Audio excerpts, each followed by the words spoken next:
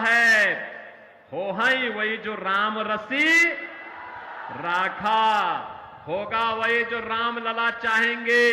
और राम लला तो अपने भक्त मोदी को तीसरी बार भारत की सत्ता सौंपने का निर्णय ले चुके हैं। और इसलिए बहनों और भाइयों, ये चुनाव तो राम भक्तों के बीच में और रामद्रोहियों के बीच में है। एक तरफ रामद्रोही है, ये लोग देश के खिलाफ विद्रोह कर रहे हैं, गरीबों के साथ, महिलाओं के साथ, नौजवानों के साथ, किसानों के साथ, व्यापारी के साथ, बेटी के साथ, इन सब के साथ इन्होंने द्रोह किया।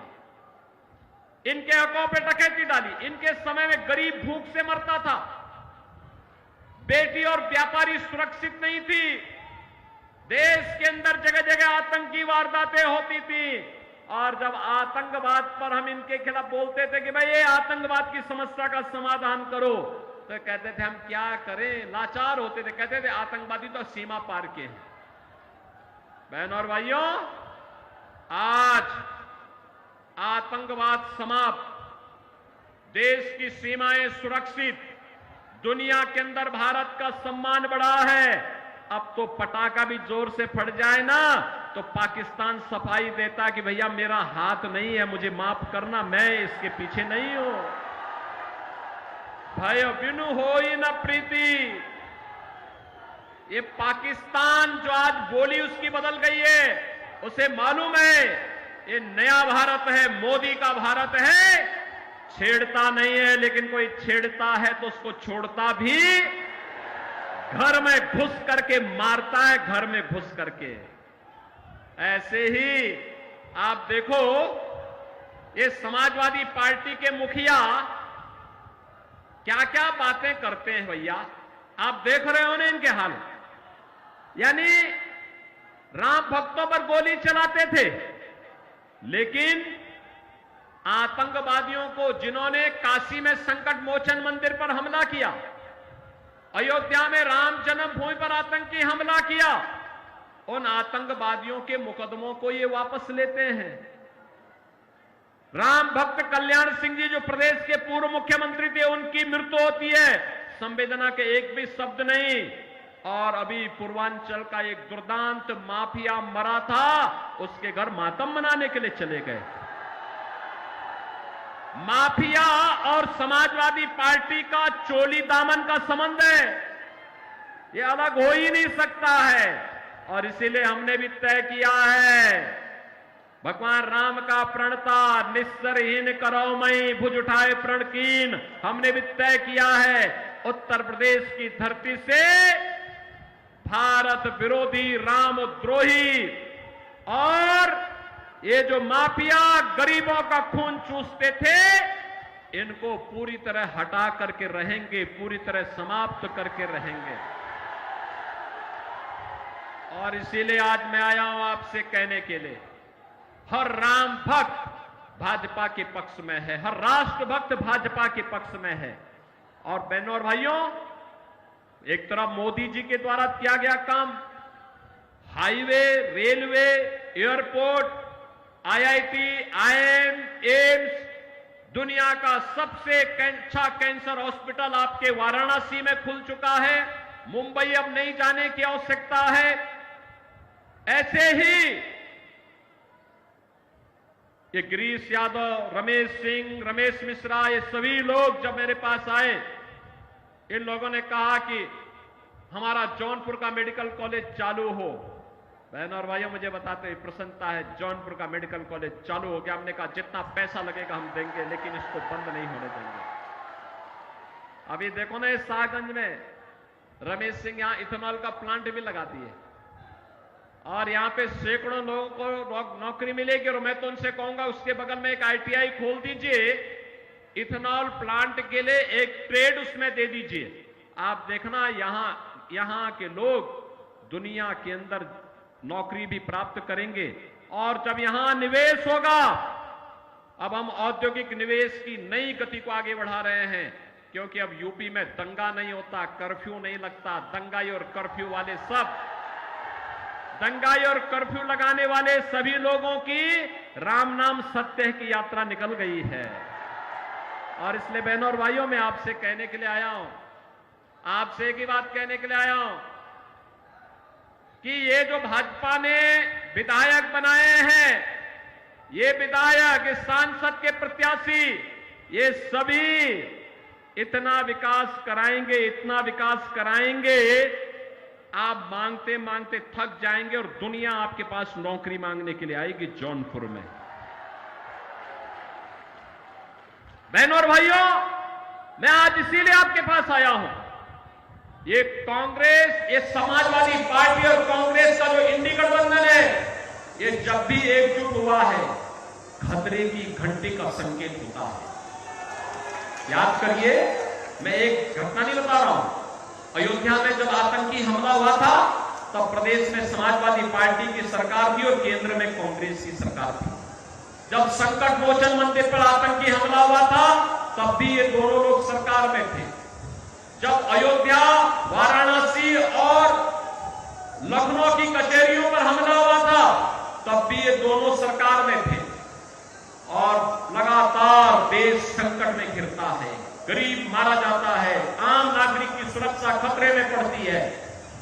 और जब भाजपा सरकार में होती है, आतंकवाद का नेस्तनाबूद होता है और हर गरीब गांव, गरीब कमजोर किसान, नौजवान सबको सरकार की योजना का लाभ मिलता है।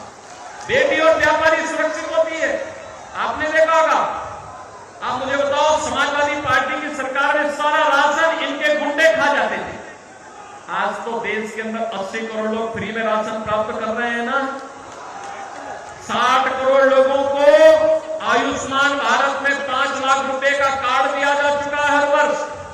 और एक व्यवस्था और कर दी गई, यहां पे हमारा विधायक, पूर्व विधायक, सांसद, पूर्व सांसद या कोई पदाधिकारी या पीड़ित भी अगर एक पत्र मुझे लिख देता है कि मैं बीमार हूं, उपचार की व्यवस्था नहीं हो पा रही है, पैसा उपचार में ज्यादा खर्च हो रहा है, मैं कहता हूं एस्टिमेट भेजो। डीएम से कहता हूं तीसरे दिन आप इसकी रिपोर्ट भेज दीजिए और उसके अकाउंट में सीधे पैसा भेज देते हैं। इनके समय में दम तोड़ के, गरीब दम तोड़ के तड़प तड़प के मर जाता था। कोई पुरस्कार नहीं था, कोई पुरस्कार नहीं था। 12 करोड़ किसान सम्मान निधि का लाभ प्राप्त कर रहे हैं। 12 करोड़ गरीबों के घर में शौचालय बन गए हैं। 10 करोड़ गरीबों के घर में रसोई गैस का सिलेंडर पहुंच गया है। और हमने तो व्यवस्था की है, दाल ही नहीं, तड़के वाली दाल देंगे। अब तो हमने व्यवस्था की है, होली और दीपावली को फ्री में रसोई गैस का सिलेंडर, भरा हुआ सिलेंडर दे रहे हैं। 4 करोड़ गरीबों के मकान बन गए। और मोदी जी ने घोषणा की है, 70 वर्ष से ऊपर के जितने भी गरीब होंगे, जितने भी बुजुर्ग होंगे, जो भी होगा बुजुर्ग, उसको हर वर्ष 5 लाख रुपए स्वास्थ्य बीमा का मिलेगा, स्वास्थ्य के लिए फ्री में उपचार। और बाकी जितने गरीब मकान के लिए बचे होंगे, अब इसे सूची तैयार करिए, सबको एक एक मकान मिलेगा। नल भी है, हर घर में नल भी है और नल में जल भी आ रहा है। इसकी व्यवस्था भी पुख्ता कर दी गई है। और इसलिए बहनों और भाइयों, हम सब आपके बीच आए हैं। ये कांग्रेस और समाजवादी पार्टी एक खतरनाक मंशा से आपके बीच आई है। इनकी खतरनाक मंशा सुनेंगे आप क्या? ये है सबसे पहले इनकी, अब देखो ये नारे लगाते थे, झूठ बोलते हैं बहुत, जनता इनके असलियत जान चुकी है, बार बार ठुकरा चुकी है, बार बार हरा चुके, 14, 17, 19, 22 बार बार जनता जनार्दन को जवाब दे चुकी है। और अब तो एक खतरनाक मंशा के साथ ये लोग आए हैं। खतरनाक मंशा क्या है इनका? ये लोग राहुल गांधी से जब पूछा गया कि गरीबी के लिए क्या करेंगे, तो कहते हैं, राहुल गांधी क्या कहते हैं? कहते हैं गरीब में एक झटके में गरीबी हटा दूंगा। कहा कैसे? कहा कि हर व्यक्ति की संपत्ति का सर्वे कराऊंगा। और संपत्ति का सर्वे करा के क्या करेंगे? उसने कहा कि उनके पूर्वजों के द्वारा जो संपत्ति मिली होगी, खेत खलिहान, आपका घर, जेवर, पैसा, उसमें से आधा हम लोग ले लेंगे। आधा लेकर के फिर कांग्रेस और समाजवादी पार्टी के गुंडे उसको हड़पेंगे। बहनों और भाइयों, औरंगजेब की आत्मा घुस गई है ये समाजवादी पार्टी और कांग्रेस के लोगों के लिए। कोई मुसलमान भी अपने पुत्र का नाम औरंगजेब नहीं रखता है। मुगल सल्तनत का सबसे क्रूर बादशाह था औरंगजेब, और इतना क्रूर था, पहले अपने भाई की हत्या किया और फिर अपने बाप को ही कैद में डाल दिया। अब ये तो इन्हीं लोगों का इतिहास होगा। लेकिन भारतीय जनता पार्टी अब औरंगजेब की आत्मा को जीवित नहीं होने देगी। वो दफन की जा चुकी है, दोबारा उसको जीवित नहीं होने देगी। ये जजिया कर जो लगाना चाहते हैं, विरासत टैक्स के आधार पर आपकी संपत्ति को हड़पना चाहते हैं, इसको नहीं हड़पने देंगे। एक दूसरा, अनुसूचित जाति, जनजाति और पिछड़ी जाति के आरक्षण पर सेंध लगाना चाहते हैं। कांग्रेस ने और समाजवादी पार्टी जब इन्हें समर्थन कर रही थी, तब इन्होंने शरारत की थी, भाजपा ने विरोध किया। कर्नाटका में इनकी सरकार है, आंध्र में जब इनकी सरकार थी, तब भी इन्होंने वहां पर पिछड़ी जाति के आरक्षण का अधिकार मुसलमानों को दे दिया। क्या आप ये स्वीकार करेंगे? क्या ये स्वीकार करेंगे? क्या बहनों और भाइयों, कतई नहीं। बाबा साहब भीमराव अंबेडकर ने कहा था कि धार्मिक आधार पर आरक्षण भारत के विभाजन की नींव पैदा किया था। हम दोबारा धार्मिक आधार पर आरक्षण नहीं होने देंगे। अनुसूचित जाति, जनजाति और पिछड़ी जाति को मिलने वाला आरक्षण मिलेगा, महिलाओं को मिलने वाला आरक्षण मिलेगा। लेकिन कोई मुसलमान ये चाहता है कि मुस्लिम होने के कारण उसको आरक्षण मिले, कभी नहीं मिलेगा, कभी नहीं मिलेगा। हिंदुओं का आरक्षण कभी कोई नहीं ले जा सकता। और इसलिए आज मैं आपके पास आया हूं आपसे कहने के लिए, भारतीय जनता पार्टी ने कृपा शंकर जी को आपको बीच में उतारा है। नाम ही कृपा शंकर है। आपकी कृपा हो जाएगी तो शंकर की कृपा स्वयं ही जौनपुर में हो जाएगी। सहमत है ना? सभी लोग सहमत है ना? सपोर्ट करेंगे? कृपा शंकर जी को भारी बहुमत से विजयी बना के भेजेंगे। देखो, इनके पास लंबा अनुभव है, इनकी बहुत लंबी पहुंच भी है, और ये जौनपुर को मुंबई जैसा चमका देंगे। और इसीलिए मैं आपके पास कहने के लिए आया हूं, अरे इनको तो हम लोग लेके आए हैं यहां पर कि जौनपुर की भी किस्मत खुलनी चाहिए। हमारा जौनपुर जो पहले इत्र और इमरती के लिए विख्यात था, अपनी ईमानदारी के लिए विख्यात था, देश के कई वैज्ञानिक इस हमारे जौनपुर ने दिए हैं। आखिर इस जौनपुर के विकास पर काली ग्रहण समाजवादी पार्टी और कांग्रेस ने जो लगाया है, इससे उभारने की आवश्यकता है। इसीलिए हमने उनसे कहा कि चलो, जौनपुर में अब आपकी जन्मभूमि है, जननी और जन्मभूमि से बढ़कर के कुछ नहीं हो सकता है। आप आइए, वहां के विकास के साथी बनिए। और इसीलिए इनको यहां लेके आए हैं। आप इनको जिता के भेजेंगे? आपका आशीर्वाद, वोट रूपी आशीर्वाद मिलेगा। मोदी जी को तीसरा कार्यकाल मिलेगा ना? जो देश की आवाज है कि जो ग्राम को लाए हैं उनको लाएंगे। आप भी लाएंगे यहां से कृपा शंकर को लेके आ जाएंगे ना? कृपा शंकर सिंह जी भारी बहुमत से विजयी बनकर के जाएंगे। दोनों हाथ मिला करके बोलो, जहां तक आवाज जा रही है।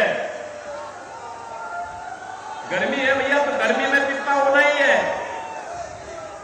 दोनों हाथ मिला करके बोलो, दोनों हाथ मिला करके मेरे सामने बोलो, जिताएंगे। कृपा शंकर जी भारी बहुमत से विजयी बनकर के जाएंगे। लेकिन इसके लिए आपको घर घर जाना होगा, कमल खिलाना होगा। सहमत हैं? सभी लोग सहमत हैं? अगर आप सहमत हैं तो फिर मैं भी आपके साथ सहमत हूं। आप जितना भी वोटों से जिताएंगे, सुरक्षा और विकास की उतनी बड़ी जिम्मेदारी हमारे ऊपर भी आ जाएगी। सब लोग सहमत है ना? अब कोई दिक्कत तो नहीं है ना? कहीं कोई समस्या, कोई दिक्कत? तो फिर 25 मई को चुनाव के दिन पहला काम मतदान, और फिर सहमत है? करेंगे, घर घर जाएंगे, कमल खिलाएंगे। जिन लोगों ने पानी के लिए तरसाया था उनकी जमानत जब्त करवाएंगे। जिन्होंने राम मंदिर का विरोध किया उनकी जमानत जब्त करवाएंगे। जो आतंकवाद और नक्सलवाद के समर्थक हैं उनकी जमानत जब्त करवाएंगे। जिन लोगों ने अराजकता और दंगाइयों और कर्फ्यू लगाने वालों का समर्थन किया है उनकी जमानत जब्त कराएंगे। जो राम भक्तों का अपमान करते हैं और माफियाओं के मरने पर मातम मनाते हैं उन लोगों की जमानत जब्त करवाएंगे। तो फिर मेरे साथ बोलेंगे भारत माता की, भारत माता की, भारत माता की जय श्री राम, जय जय श्री राम।